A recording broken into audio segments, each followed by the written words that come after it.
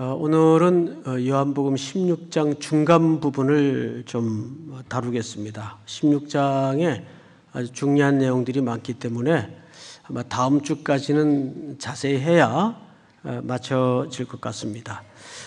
우선 오늘 16장 16절을 보니까 지금 제자들이 어떤 혼란에 빠져 있어요. 그 혼란의 내용이 뭔가 봤더니 16절을 제가 좀 읽겠습니다. 조금 있으면 너희가 나를 보지 못하겠고 또 조금 있으면 나를 보리라 하시니, 이 말 때문입니다. 이 말이 도대체 무슨 말씀인지 제자들이 못 알아들었어요. 조금 있으면 못 볼 것이고 또 조금 있으면 본다는 말이 무슨 말이냐, 자기네들끼리 이제 설왕설래 질문을 하고 했단 말이죠. 근데 이런 경우가 한두 번이 아니에요. 우선 여기 자주 등장하는 단어가 조금 있으면이라는 뜻입니다. 아마 여기에 대한 오해도 우리도 여전히 갖고 있을 수 있어요. 그래서 다른 성경 구절을 한번 참고해 가면서 제자들이 빠졌던 혼란의 정체가 뭔지를 보도록 하죠. 마가복음 9장을 한번 띄워주실까요? 그들이 산에서 내려올 때 예수께서 경고하시되 인자가 죽은 자 가운데서 살아날 때까지는 본 것을 아무에게도 이르지 말라 하시니. 시작. 그들이 이 말씀을 마음에 두고 서로 문의하되 죽은 자 가운데서 살아난 것이 무엇일까 하고. 네, 바로 이 부분입니다. 이미 이 내용을 예수님은 몇 차례에 걸쳐서 제자들에게 말씀하시고 설명하셨어요. 근데 마치 이런 격이죠. 이제 말문도 안 트인 아이에게 높은 차원의 철학적 의미가 담긴 얘기를 수없이 쏟아줘 봐야 아이들이 못 알아듣듯이 제자들에게는 지금 그런 격이 된 거죠. 부활에 관한 개념도 없는 상태인데 도대체 예수님이 자꾸 죽는다 그러고 그 다음에 다시 살아날 것이라, 이게 무슨 얘기냐, 서로 못 알아들었습니다. 또 한 군데만 더 볼까요? 9장 31절을 한번 보십시다. 이는 제자들을 가르치시며 또 인자가 사람들의 손에 넘겨져 죽임을 당하고 죽은 지 3일 만에 살아나리라는 것을 말씀하셨기 때문이더라. 32절 시작. 그러나 제자들은 이 말씀을 깨닫지 못하고 묻기도 두려워하더라. 네. 그리고 이제 이 맥락에서 오늘 내용도 조금 있으면 나를 못 볼 것이다. 그리고 또 조금 있으면 나를 보게 될 것이다. 이 말 때문에 제자들이 점점 마음에 근심 구름이 차올라오기 시작했습니다. 점점 걱정이 가득 밀려 올라오는 거예요. 도대체 무슨 일이 일어나는 걸까? 아이, 걱정이네. 그리고 이 말씀의 내용이 도대체 뭐지? 이렇게 된 거예요. 자, 그 내용을 한번 17절 제가 읽겠습니다. 제자 중에서 서로 말하되 우리에게 말씀하신 바 조금 있으면 나를 보지 못하겠고 또 조금 있으면 나를 보리라 하시며 또 내가 아버지께로 가미라 하신 것이 무슨 말씀이냐 하고. 18절 한번 같이 읽어볼까요? 시작. 또 말하되 조금 있으면이라 하신 말씀이 무슨 말씀이냐, 무엇을 말씀하시는지 알지 못하노라 하거늘. 네, 요한복음을 오랜 시간 동안 우리가 들어오면서 밑바닥에 깔린 굵은 흐름 하나가 뭐냐면 알지 못했답니다. 영적인 무지를 항상 예수님께서 설명하시고 지적하시고 드러내시는데 오늘 본문에서도 여실하게 그 대목이 등장을 합니다. 알지 못하기 때문이다. 자, 결국 우리는 여기에서 자주 등장하는 표현 하나를 건져야 됩니다. 자주 등장하는 표현이 뭐죠? 조금 있으면입니다. 조금 있으면. 그래서 오늘 제목이 조금 있으면이에요.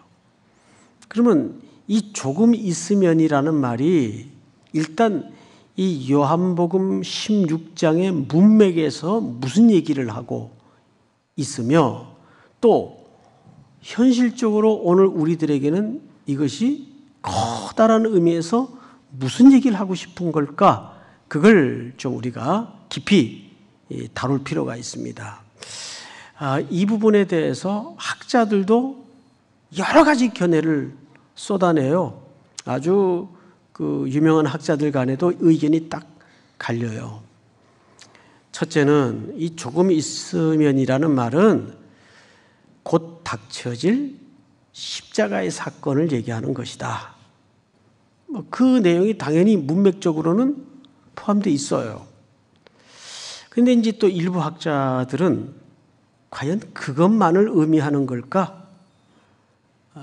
이 조금 있으면이라는 말은 예수 그리스도의 죽으신 이후에 다시 오실 사건을 의미하는 것일 것이다. 그런데 문맥적인 의미에서와 커다란 궁극적인 의미에서 내용이 사실은 다 포함되어 있습니다. 자, 그 내용을 하나하나 보도록 하죠. 19절. 예수께서 그 묻고자 함을 아시고 이르시되 내 말이 조금 있으면 나를 보지 못하겠고 또 조금 있으면 나를 보리라 함으로 서로 문의하느냐. 이게 몰라서 질문을 하신 게 아니고 예수님은 이미 우리 속의 상태를 다 알고 계시죠. 자, 우리 요한복음 2장을 한번 볼까요? 요한복음 2장 띄워주세요. 예수는 그의 몸을 그들에게 의탁하지 아니하셨으니 이는 친히 모든 사람을 어떻게 하세요? 아시며. 다음 절 시작. 또 사람에 대하여 누구의 증언도 받으실 필요가 없었으니 이는 그가 친히 사람의 속에 있는 것을 아셨음이니라. 네, 예수님은 우리 마음의 동기, 우리 마음의 상태, 이걸 창조주이시기 때문에 세밀히 다 알고 계세요. 그런데도 여기서 제자들에게 물었던 것은 몰라서 물은 게 아니고 이제 설명을 해주기 위해서 물었던 겁니다.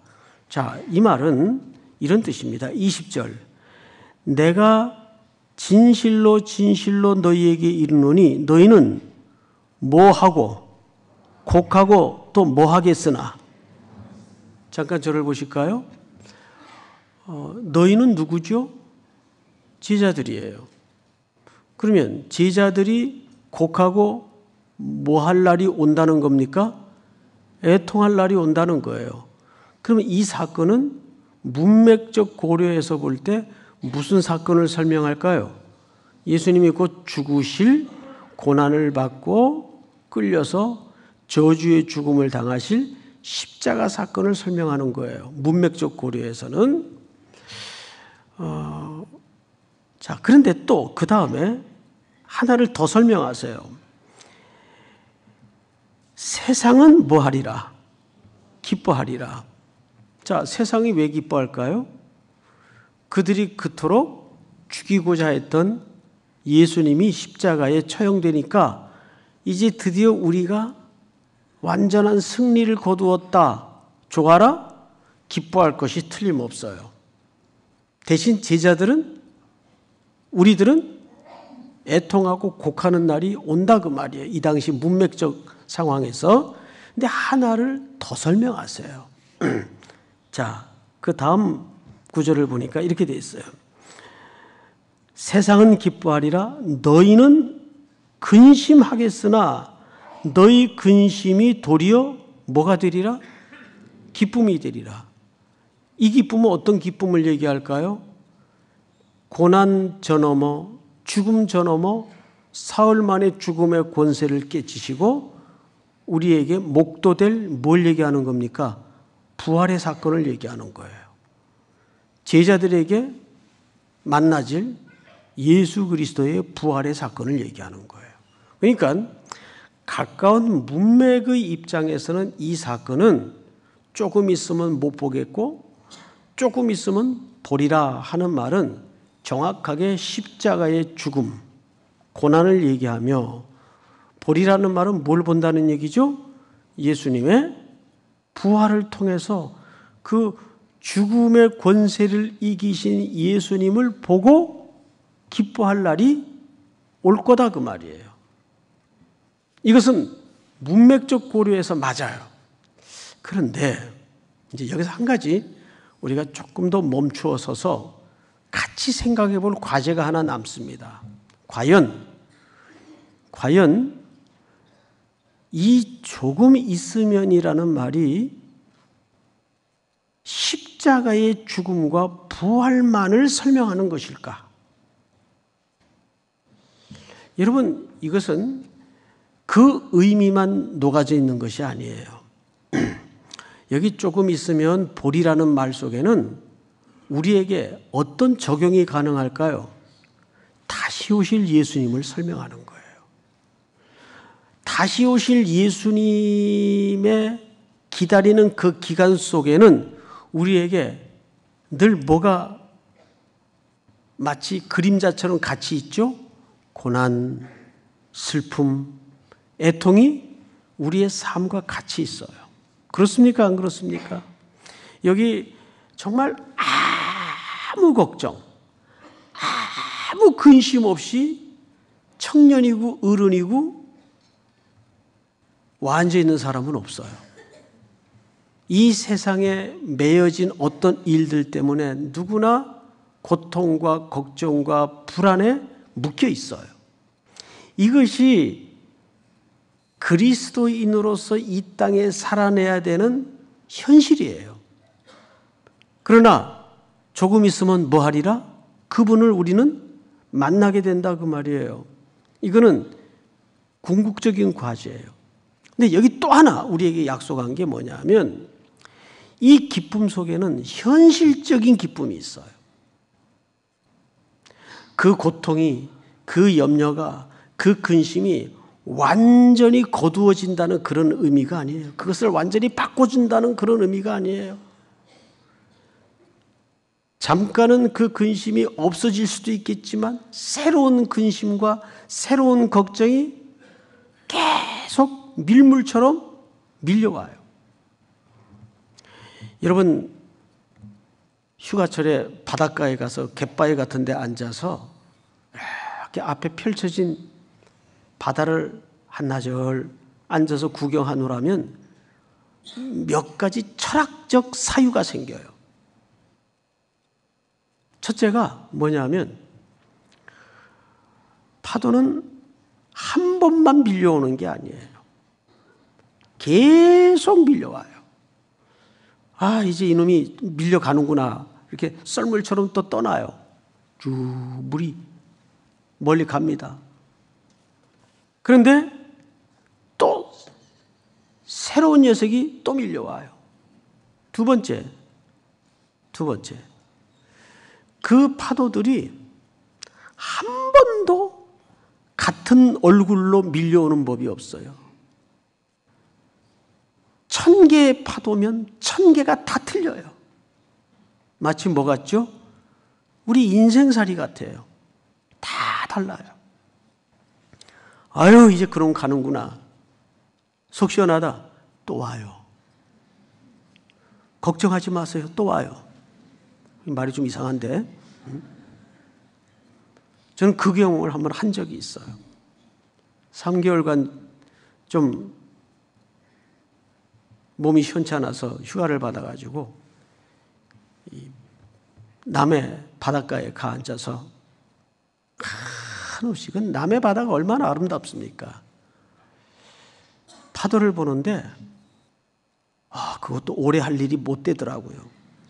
자꾸 이렇게 들어오라 그러는 것 같아요. 바다가. 그 우울증 생기겠더라고요. 잠깐 그 보고 말아야지 그 오래 앉아 있을 일은 아닌 것 같아요. 근데 파도가 밀려오는데 계속 때려요. 바위를. 그런데 한 번도 같은 파도가 없어요. 다 달라요. 이게 현실이에요, 현실. 매일 명절만 같으면 좋겠죠? 내일 아침에 눈을 떠보세요. 현실이, 냉엄한 현실이 여러분들을 맞이할 겁니다. 그러나 우리에게는 어떤 기쁨이 있을까요? 하나는 궁극적으로 주님이 우리를 데리러 오시는 그날이 있어요. 근데 과연 그 기쁨만이 있는가? 아니에요. 성령을 보내신다고 말씀하셨잖아요. 지난주 배운 내용 아니에요? 성령을 보내신다. 자, 여러분, 그분이 오시면 우리에게 어떤 일이 일어납니까? 성경을 잘 보세요. 이게 어떤 주제로 바뀌는가 눈치를 좀 채셔야 되는데 21절 다 같이 읽겠습니다. 시작. 여자가 해산하게 되면 그때가 이르렀으므로 근심하나 아기를 낳으면 세상에 사람 난 기쁨으로 말미암아 그 고통을 다시 기억하지 아니하느니라. 여기 어머니들, 출산의 경험이 있는 어머님들께 한번 여쭤볼게요. 정말 아기를 낳으면 그 아기 낳았던 고통이 기억이 안 나세요? 어떠세요? 기억 안 나는 어머니. 뭐 그러니까 다시 또 낳긴 하겠지만, 근데 그 고통이 정말 기억이 안 나요? 이 말은 그 물리적인 고통이 기억이 안 난다는 얘기가 아니에요. 그 고통의 기억을 상쇄하고도 남는, 그 고통이 흔들 수 없고 바꿀 수 없는 근본적인 기쁨이 경험되어진다는 얘기입니다. 그게 기억 안 난다는 말이 아니에요. 그걸 상쇄하고도 남는 기쁨. 뭘까요? 생명의 기쁨이에요. 여러분, 그렇게 죽을 것 같이 막 남편 머리 쥐어뜯어가면서 분만의 고통을 통해 생명을 낳으면 어때요? 정말 눈 녹듯 언제 그랬냐는 듯 씻은 듯이 그 고통이 잊어져요. 고통은 기억이 되지만 그 고통이 남질 않아요. 누가 아기 낳고 나서 그 아기를 장성할 때까지 보면서 내가 이것을 낳을 때 얼마나 아팠는데 그러고 아이를 키우는 엄마는 못 봤어요. 그 아기가 방긋방긋 웃으면서 자라는 희열, 희락, 기쁨, 그 은혜가 말로 설명할 수가 없어요. 얼마나 황홀한 기쁨인지. 가만히 돌아보면 자녀들이 아름답게 성장을 해가면서 부모님에게 주는 기쁨은 놀라워요. 그 값으로 환산이 안 되는 거죠. 물론 연약한지라 속을 썩이는 경우도 있겠지만 그건 그렇게 큰 문제가 아니에요. 정말 그 생명의 성장과 생명의 탄생이 주는 기쁨은 이 세상에서 어느 것하고도 바꿀 수가 없는 기쁨이에요. 그 기쁨을 얘기하는데, 자, 이 기쁨이 뭘로 대체되는가를 잘 보셔야 돼요. 성경을 또 보십시다. 22절. 지금은 너희가 근심하나 내가 다시 너희를 보리니 너희 마음이 또 뭐예요? 기쁠 것이요 너희 기쁨을 빼앗을 자가 없으리라. 여러분 15장 11절을 한번 볼까요? 같이 한번 읽겠습니다. 앞으로 한 장만 넘기면 다 같이 읽겠습니다. 시작. 내가 이것을 너희에게 이름은 내 기쁨이 너희 안에 있어 너희 기쁨을 충만하게 하려 함이라. 내 기쁨이 너희 안에 있어 너희 기쁨을 뭐하게 하시겠다고요? 충만하게 하겠다고요. 자, 그래서 예수님이 가셔야 누구를 보내신다고 말씀하셨어요? 성령님을 보내신다고 말씀하셨어요. 누가 저를 보고 딱 한 개의 소원만 설명하라면 저는 성령님을 달라고 소원하겠어요. 이분이 내 안에 내주하시고 이분이 내 안에 충만만 하다면 이 세상의 어떤 걱정과 어떤 무서운 대적 앞에서도 우리는 뭘 가질 수가 있어요? 그것이 우리를 무너뜨리거나 흔들 수 없는 기쁨을 소유할 수 있기 때문입니다. 여러분, 성령님이 내 안에 내주하시옵소서 하는 소원을 얼마나 강렬하게 기도한 적이 있나요? 여러분, 누가복음 11장을 한번 볼까요? 띄워주세요. 다 같이 읽겠습니다. 시작. 너희 중에 아버지 된 자로서 누가 아들이 생선을 달라 하는데 생선 대신에 뱀을 주며 알을 달라고 하는데 전갈을 주겠느냐? 너희가 악할지라도 좋은 것을 자식에게 줄 알거든 하물며 너희 하늘 아버지께서 구하는 자에게 뭘 주시지 않겠느냐? 여러분, 성령 구하신 적 있어요? 기도할 때 여러분, 이 기도가, 이 내용이 무슨 이야기 끝의 결론인지 아세요? 제자들이 어느 날 풀섭에서 고요히 아버지와 깊은 기도 속에 일어나시는 예수님을 보시고 제자들이 구한 겁니다. 우리에게도 기도를 가르쳐 주옵소서. 끝의 결론이 성령이에요. 자, 여러분, 이것은 왜 중요하냐 하면 성도된 백성의 가장 특권이 성령을 통해서 이제는 하늘 아버지께 직접 구할 수 있는 새로운 관계를 예수님이 설명하는 거예요. 자, 볼까요? 몇 절을 보시냐면 23절을 보세요. 그날에는 너희가 아무것도 내게 묻지 아니하리라. 지금까지는 여기 묻다라는 말은 무슨 말과 동의어냐면 구하다라는 말과 동의어예요. 뒤에 나오죠? 묻지 아니하리라. 내가 진실로 진실로 너희에게 이르는 너희가 무엇인지 아버지께 뭐 하는 것을, 물론 헬라 말은 다른 단어로 쓰여져 있는데 여기 묻다와 구하는 것을 동의어로 썼어요. 맞죠?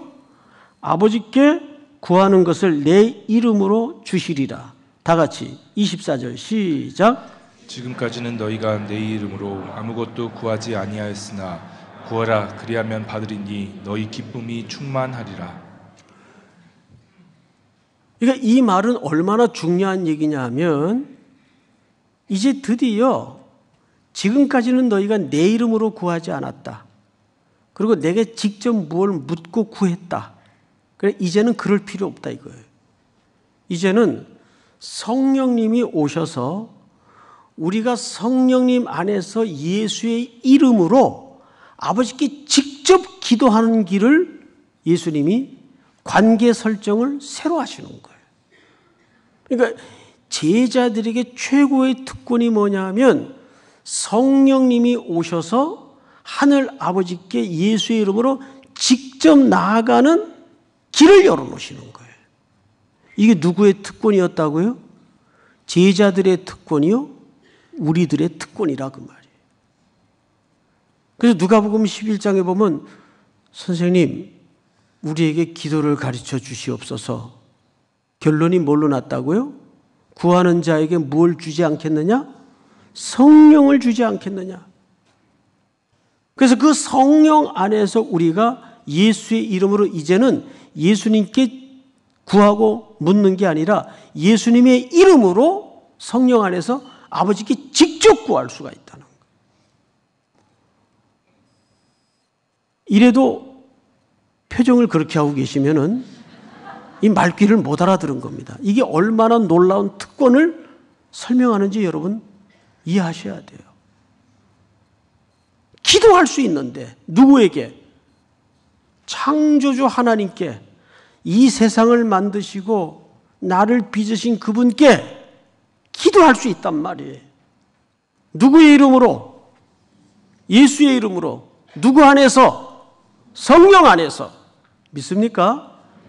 그래서 여러분 우리가 세 가지를 결론으로 좀 보도록 하겠습니다. 첫째 띄워주세요.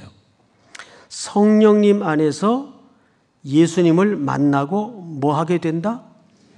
자, 한번 같이 읽읍시다. 시작. 성령님 안에서 예수님을 만나고 교제하게 된다. 성령님은 아주 성품이 겸손하신 분이셔서 그분이 오셔서 하시는 첫 번째 사역이 뭐냐 하면 예수님이 어떤 분인지를 가르쳐 주세요. 그리고 예수님과 교제하는 법을 가르쳐 주세요. 이거 누가 하시는 역할이에요? 성령님이 하시는 역할이에요. 그래서 그분은 우리를 예수님에게로 안내하시는 역할을 하세요. 우리의 영적인 무지를 열어주시고 굳은 마음을 풀어주셔서 우리를 계속 그리스도에게로. 그래서 심지어는 고린도전서 12장에 보니까 누구든지 성령으로 말미암지 않고는 그리스도를 주라 시인할 자가 없느니라. 그러니까 우리의 고백과 신앙마저도 누가 인도하시는 겁니까? 성령님이 인도하시는 거예요. 믿습니까? 두 번째. 다 같이 한번 읽겠습니다. 시작. 성령님 안에서 말씀의 계시를 깨닫고 배운다. 자, 말씀의 계시라는 것은 성경책을 얘기하는 거예요. 우리가 평생 성경을 공부하고 배우고 읽어요. 근데 이 책은 특별히 쓰여진 책이라서 하나님의 감동으로 쓰여졌다 그랬어요. 하나님의 영으로 쓰여졌다는 말이에요. 그러면 여러분, 예를 들어서 가끔 저자와의 만남이라는 행사를 큰 서점 같은 데서는 해요. 그러면 그때 가서 그 책을 읽은 독자들이 그 책의 어떤 문장의 의미라든지 책의 의도라든지 직접 저자에게 물어요. 그럼 그 책의 의도와 그 문체의 의미를 가장 정확하게 설명해 줄 수 있는 사람이 누구겠어요? 저자입니다. 그러면 성경을 읽을 때 누구에게 물어야 이 뜻이 가장 정확할까요? 저자에게 물어야 되겠죠. 그럼 저자가 누구십니까? 하나님의 감동으로 기록된 성령의 역사로 이 책이 쓰여졌단 말이죠. 그럼 성경책을 펴거나 공부하거나 읽을 때, 말씀을 들을 때 누구에게 기도하고 누구에게 의존해야 될까요? 성령님의 인도를 받아야 돼요. 목사도 마찬가지예요. 이거는 이성으로 깨달아질 수 있는 책이 아니에요. 공부 아무리 PhD를 3개, 4개를 따야 성령이 열어주지 않으면 성경책 읽다가 그러면 아담에게 배꼽이 있었어 없었어? 이런 거나 묻고 있다고요. 이런 거나. 예? 성령이 지혜를 열어주지 않으면 뭔 소리인지 알겠어요? 그러니까 이것은 이성으로 이해되는 책이 아니에요. 세 번째. 다 같이 한번 읽겠습니다. 시작. 성령님 안에서 예수님의 이름으로 기도하게 되고 올바른 기도로 인도받는다. 우리의 기도가 가만히 돌아보면 무척 탐욕적이에요. 그리고 기도의 모든 구하는 기초가 자기주관적입니다. 그래서 우리의 기도가 하나님의 뜻을 이루는 기도를 올바르게 하려면 누구의 인도를, 누구 속에서 기도해야 될까요? 성령의 인도를 받고 성령님 안에서 기도를 해야 돼요. 그래서 기도하면 되는 게 아닙니다. 성령님, 나의 마음을 다스리시고 주관하셔서 내 눈과 귀를 열어주시고 하나님께 내 인생에 대해서 바른 기도를, 바른 인도를 구합니다.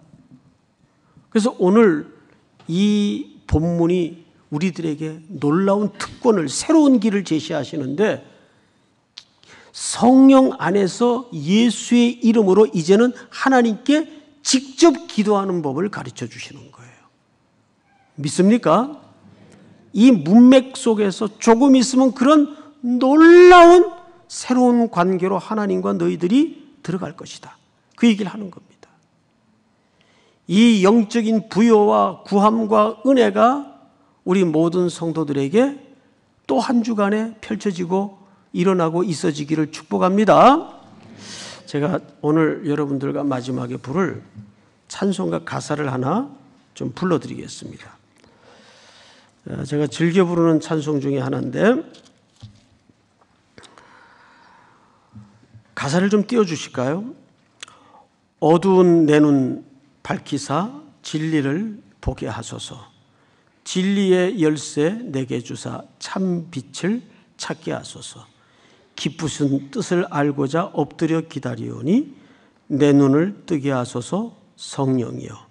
이렇게 시작되는 가사입니다. 또 2절에 보니까 막혀진 내 귀 여시사 주님의 귀한 음성을 이 귀로 밝히 들을 때 내 기쁨 한량 없겠네. 기쁘신 뜻을 알고자 엎드려 기다리오니 내 귀를 열어주소서 성령이여. 우리 다 같이 일어나셔서 이 찬양 하나님께 드리도록 하겠습니다.